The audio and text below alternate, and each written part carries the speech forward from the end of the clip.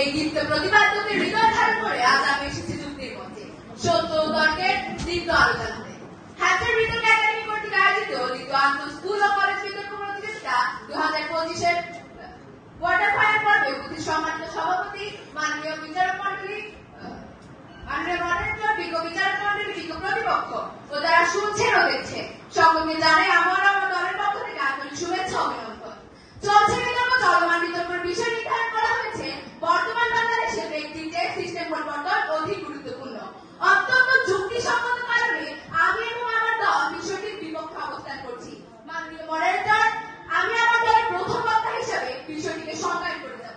আমার দলের দ্বিতীয় বক্তা বিষয়টিকে বিশ্লেষণ করে যাবে এবং আমার দলের তৃতীয় বক্তা তথা দলনেতা তথ্য উপাত্ত উপস্থাপন করার মাধ্যমে প্রমাণ করে যাবে যে বর্তমান বাংলাদেশে সিস্টেম নয় ব্যক্তি পরিবর্তন অধিক গুরুত্বপূর্ণ। মাননীয় মডারেটর, আমরা যদি আজকের বিষয়টিকে সংজ্ঞায়ন করি তাহলে বিষয়টিকে তিনটি প্যারামিটারে ভাগ করা যায়। প্রথমটি হচ্ছে বর্তমান বাংলাদেশ, দ্বিতীয়টি হচ্ছে ব্যক্তি এবং তৃতীয়টি হচ্ছে সিস্টেম পরিবর্তন। বর্তমান বাংলাদেশ বলতে বোঝায় বর্তমান সময়ে বাংলাদেশের স্বাভাবিক অবস্থা বা পরিস্থিতি। এটি দেশের রাজনৈতিক, সামাজিক, অর্থনৈতিক, শিক্ষা, প্রযুক্তি, সংস্কৃতি ইত্যাদি দিকগুলোর বর্তমান চিত্রকে বোঝাতে ব্যবহৃত হয়েছে। ব্যক্তি শব্দটি বাংলা ভাষায় এমন একজন মানুষকে বোঝাতে ব্যবহৃত হয় যার নিজস্ব স্বতন্ত্রতা, চিন্তা ভাবনা, আচরণ এবং পরিচয় রয়েছে। এটি কেবল একজন মানুষকে বোঝায় না, বরং সেই মানুষটির সামাজিক, নৈতিক ও মানবিক দিকগুলোকেও নির্দেশ করে। ব্যক্তিকে শুধু শরীর বা দেহ হিসেবে দেখা যায় না, বরং তাকে একটি চেতনা সত্তা, মনের অধিকারী এবং নৈতিক জীবন সত্তা, জীব হিসেবেও গণ্য করা হয়।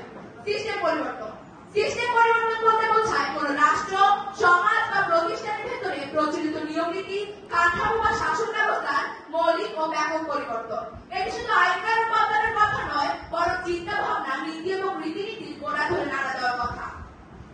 প্রথমত, সিস্টেম পরিবর্তনের কথা তখনই বাস্তবায়নযোগ্য যখন ব্যক্তি পরিবর্তনের ভিত তৈরি হয়। কারণ যে ব্যক্তিরা সিস্টেম চালায় তারাই সেই সিস্টেমের প্রকৃত রূপ নির্ধারণ করে। সুতরাং ব্যক্তি যদি সচেতন, নীতিবান, দক্ষ এবং দেশপ্রেমিক না হয় তবে যে কোনো ভালো সিস্টেমও ব্যর্থ হবে। দ্বিতীয়ত, আমাদের ইতিহাসে সাক্ষ্য দেয় একজন ব্যক্তির নেতৃত্বে গোটা জাতি বলতে যেতে পারে। তৃতীয়ত, সিস্টেম আসলে এক গুচ্ছ নীতিমালা ও কাঠামো, কিন্তু সেই কাঠামোকে চালু বা বাস্তবায়ন করে মানুষ তথা ব্যক্তি। একজন সৎ অফিসার, একজন নীতিবান শিক্ষক, একজন দায়িত্বশীল রাজনীতিবিদ, তারাই রাষ্ট্রযন্ত্রকে কার্যকর করে তোলে। চতুর্থত, আমাদের দেশে অনেক ভালো নীতিমালা রয়েছে, কিন্তু প্রয়োগে ব্যর্থতা দেয়, কারণ ব্যক্তির মধ্যে সদিচ্ছার অভাব। তাই আগে ব্যক্তি পরিবর্তন দরকার, যাতে সে ন্যায় বিচার চায়, দুর্নীতির বিরুদ্ধে দাঁড়ায় এবং দায়িত্বশীল থাকে। আপনারা যখন সিস্টেম বদলের কথা বলেন তখন কি মনে রাখেন না দুর্নীতিগ্রস্ত ব্যক্তি সেই নতুন সিস্টেমকে নিজের সুবিধা মতো বদলে ফেলতে পারে? প্রশ্ন রইল প্রতিপক্ষের। ব্যক্তি পরিবর্তন সমাজে দ্রুত ফল প্রমাণ করতে পারে। ব্যক্তি পরিবর্তন সরাসরি এবং দ্রুত প্রভাব ফেলতে পারে, কারণ একজন ব্যক্তি তার চিন্তা ভাবনা আচরণ পরিবর্তন করে শীঘ্রই তার পরিবার, পরিবেশ এবং সমাজের উপর প্রভাব ফেলতে পারে। সিস্টেম পরিবর্তন আনতে অনেক দীর্ঘ সময় লাগে এবং এটি ধীরে ধীরে প্রভাব বিস্তার করে। সিস্টেম পরিবর্তন প্রায় বাধাগ্রস্ত হয় ব্যক্তিগতভাবে কারণে। সিস্টেমের মধ্যে পরিবর্তন আনতে গেলে অনেক ক্ষেত্রে জনগণের পরিবর্তন প্রয়োজন।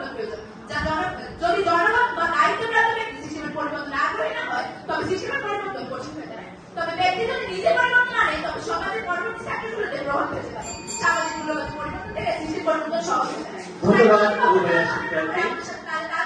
বর্তমান বাংলাদেশে ব্যক্তি পরিবর্তন সিস্টেম পরিবর্তনের চেয়ে অধিক গুরুত্বপূর্ণ। ধন্যবাদ মাননীয় মডারেটর, ধন্যবাদ রুবাইয়া শিক্ষার্থী।